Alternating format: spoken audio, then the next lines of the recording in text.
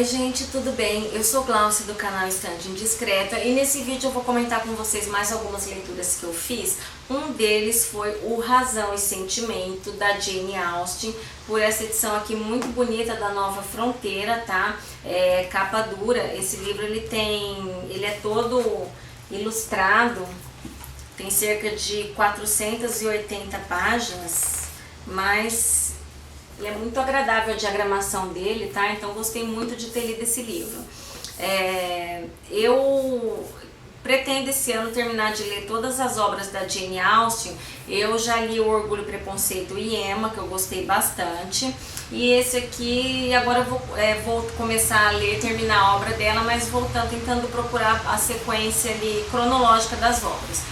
Este livro aqui, O Razão e Sentimento, ele não foi o primeiro que ela escreveu, mas foi o primeiro a ser publicado em 1811. Na época, ele foi publicado ali como a referência à autora era apenas By a Lady. Era uma época onde uma mulher escritora não era bem vista, mas ela tinha todo o apoio da família, inclusive o irmão que levava seus manuscritos às editoras para tentar publicar, né? Então o pai sempre fez questão de que as filhas lessem bastante. Ela sempre teve acesso a livros, a cultura, né?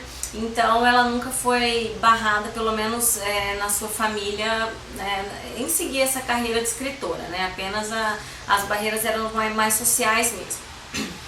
Bom, esse livro aqui, O Razão e Sentimento, ele vai contar pra gente a história de duas irmãs, a Elinor, que era a mais velha, e a Marianne Dashwood, que após a morte do pai, elas acabam ficando sem grandes perspectivas de futuro, né? Porque elas ficaram sem dote, já que o pai, ele tinha um filho, homem, e naquela época quem herdava era o filho. E o filho, ele era meio irmão, né? O pai tinha se casado, havia sido casado de novo. Então elas se viram numa situação ali bem complicada, porque elas ficaram ali sem muitas conexões sociais após a morte do pai e principalmente ali sem o dote. E uma mulher nessa época tinha que casar, né? Uma mulher que não casasse naquela época vivia uma situação bastante difícil. E basicamente os livros da Jane Austen, eles vão girar em torno ali dessa questão ali social do casamento, né? Ele sempre vai girar em torno do casamento da protagonista.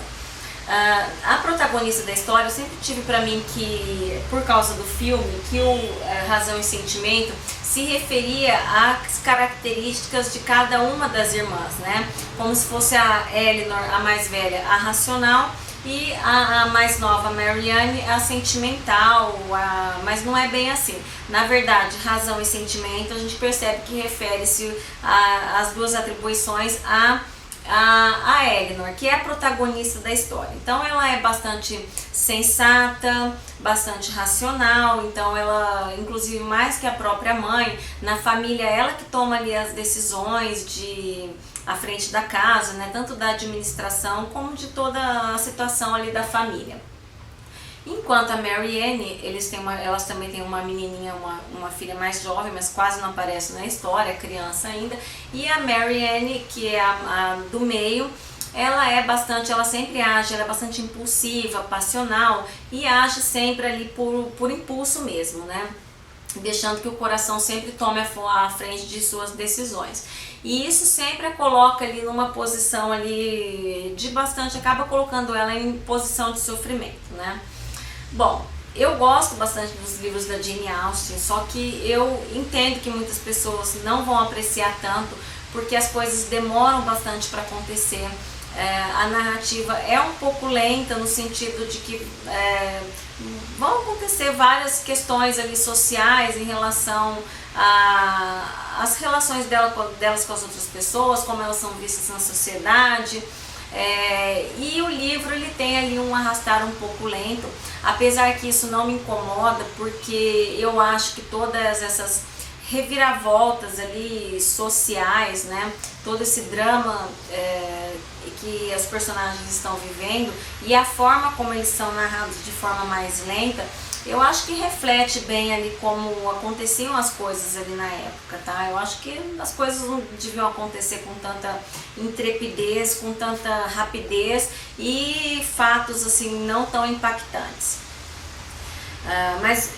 E o livro é cheio de ironias, né? A gente percebe essas ironias e que a Jane Austen, na verdade, está colocando uma crítica nas formas como na forma como as coisas aconteciam naquela época. E apesar dos livros dela serem bastante previsíveis, a gente sempre sabe que acaba em casamento, né? Mas mesmo assim, eu acho que a Jane Austen, esse livro me ganhou porque ela conseguiu me enganar quase até o final, e até o final eu não consegui saber ali quem ia casar com quem e se realmente ia ter algum casamento, tá bom? Então ela realmente conseguiu me enganar, não foi tão previsível assim, tá bom? Bom, depois dando prosseguimento ali ao projeto da linha Aimee do Read More Shakespeare, eu li esta peça aqui, que foi Otelo. Ela tem cerca de 80 páginas. E ela foi publicada, estima-se aí que em torno do ano de 1603. Bom, eu tomei conhecimento dessa peça há muitos anos, mas muito tempo mesmo. Eu assisti na época tinha um programa da Globo que chamava Caso Especial, e eles fizeram uma versão ali abrasileirada do Otelo. Na época foi chamada de Otelo de Oliveira e Desdémona, e quem viveu a Desdémona foi a Julia Lemmertz. E eu lembro que eu era bem novinha, era quase criança, e eu assisti esse Caso Especial. Ele passava bem tarde da noite, mas aquilo eu lembro que me impactou muito, assim, porque o negócio era muito cheio de paixão, a história era muito forte, muito dramática, tá? E eu lembro que eu só fui saber que aquela história que mexeu tanto comigo tinha sido baseada numa peça de Shakespeare, né? E só depois de muito tempo, só agora que eu fui ler o original. Então é uma peça que eu já fui com essa expectativa de ser uma coisa bastante forte, né? Ela tem uma história um pouco forte, mas claro que ela não teve o impacto que teve aquela história, né? Primeiro que com toda aquela coisa ali, o ambiente em que aquela história se passava, né? Aqui no Brasil, com muito mais calor, vamos dizer assim. E eu era quase uma criança, né? Então eu acho que hoje a história já não teve, claro, aquele impacto, aquela força que teve sobre mim naquela época, mas mesmo assim é uma história que eu gosto muito, porque trata de um assunto que eu acho interessante, que me incomoda um pouco, que é a questão do ciúme extremamente possessivo, né? Então o Otelo, a história se passa em Veneza. O Otelo, ele é um soldado mouro, negro, e ele é um bom soldado, um bom general, um bom comandante, e com isso ele ganha as graças ali dos venezianos. Acaba se apaixonando por Desdémona, que é a filha de um cavaleiro ali veneziano, e os dois se apaixonam e ela se casa com ele. O pai não aceita por causa da diferença ali dele ser mouro, né, e negro. Então ele não aceita, mas como ele tinha bastante ascendência ali naquela sociedade por causa do seu comando militar, ele é bastante admirado e respeitado, então o casamento deles é bastante aceito. Mas isso gera a inveja de Iago, que é o seu alferes, que não se conformando por não ter sido promovido a um posto de tenente, né? Quem ganhou o posto de tenente foi o Cássio, que era amigo do Otelo. Ele, com muita inveja, ele pretende ali acabar com a vida do Otelo, tá?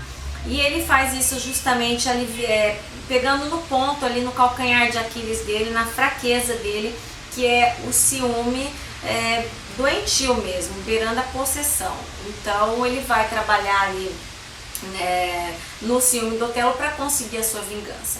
Então é basicamente uma história de vingança, e eu acho que quando se fala em vingança na literatura, sempre vem à minha cabeça Otelo, e eu acredito que seja referência ali para vários autores ali essa comparação, tá bom? Então gostei bastante de ter lido aí o Otelo. Bom, então é isso, espero que tenham gostado, deixem aí nos comentários se leram essas duas obras, e principalmente se vocês leram Razão e Sentimento, se vocês deixaram se enganar pela Jane Austen ou se vocês já sabiam o que ia acontecer, tá bom? Da forma que ia acontecer. Lembrando que também depois que eu li o livro, eu fui assistir ao filme de 1995, apesar do livro, do filme, ele tá muito bem adaptado. Quem escreveu o roteiro foi a Emma Thompson. Eu acho que não houve praticamente mudanças no enredo da história, até nos diálogos são bem parecidos, mas eu não gostei tanto assim do filme por conta da escolha dos atores, tá? Eu acho que a Emma Thompson, que escreveu o roteiro, ela não deu uma boa Elinor. Acho que ela não combina com aquele papel de mulher mais romântica. Eu acho que eu gosto mais dela nos papéis assim mais sarcásticos, né? Ela é uma pessoa que parece ter um humor bastante ácido, tem esse sarcasmo mesmo, então eu acho que ela não me convenceu, tanto por este lado que eu consigo mais visualizar a atriz, mas também porque eu acho que ela ficaria melhor como vivendo ali a mãe da Elinor, tá? Eu acho que a Elinor do livro ela é um pouco mais nova ali do que a Emma Thompson era na época, então não consigo me convencer por conta da escolha ali dos atores, tá bom? Então é isso, comentem aí se gostaram do filme, se leram Otelo, se conhecem eventualmente esse caso especial, tá bom? E eu volto para encerrar as minhas leituras do mês de junho. Até mais!